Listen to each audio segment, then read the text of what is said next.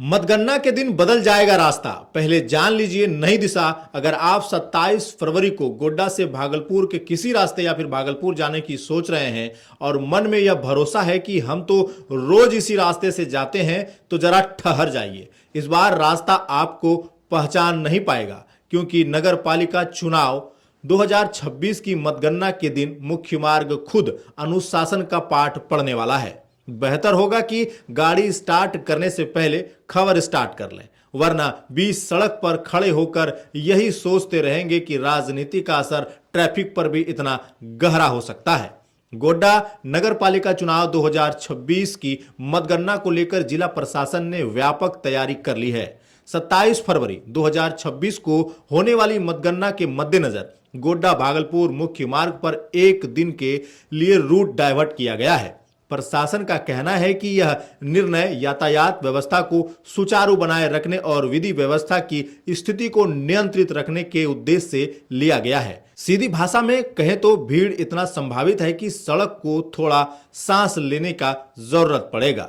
मतगणना केंद्र मोतिया ओपी अंतर्गत गवर्नमेंट पॉलिटेक्निक कॉलेज गोड्डा में प्रस्तावित है। यहाँ उम्मीदवार, उनके समर्थकों, कार्यकर्ताओं और मतगणना कर्मियों की बड़ी संख्या में मौजूदगी की संभावना है। चुनाव का दिन भले शांति से बीत गया हो, लेकिन नतीजों का दिन हमेशा उत्सव, उत्सुकता और कभी कभी उत्साहवान भी साथ लेकर आता है। ऐसे में मुख्य सड़क पर भीड़ भाड़ बढ़ने की आशंका जताई गई है। प्रशासन का मानना है कि यदि यातायात को नियंत्रित नहीं किया गया तो जाम की स्थिति उत्पन्न हो सकती है और आम लोगों को परेशानी का सामना करना पड़ सकता है। इसलिए इस बार पहले से ही ब्रेक लगा दिया गया है, ताकि बाद में कोई यह ना कह सके कि हमें बताया क्यों नहीं गया।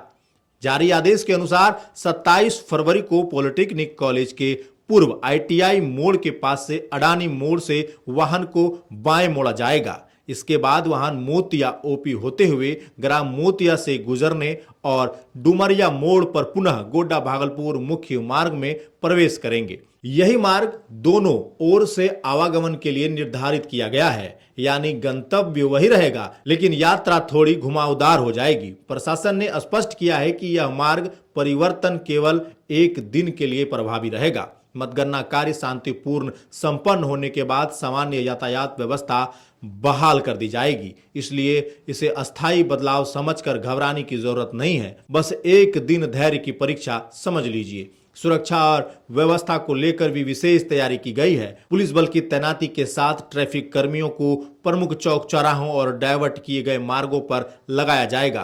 परिणाम के दौरान किसी भी प्रकार की अव्यवस्था या अफवाह फैलाने वालों पर सख्त कार्रवाई की चेतावनी दी गई है। चुनाव परिणाम का रोमांच अपनी जगह है, लेकिन कानून व्यवस्था उससे भी ऊपर। यह संदेश साफ तौर पर दिया गया है। नगर पालिका चुनाव 2026 को लेकर जिले में उत्सुकता चरम पर है।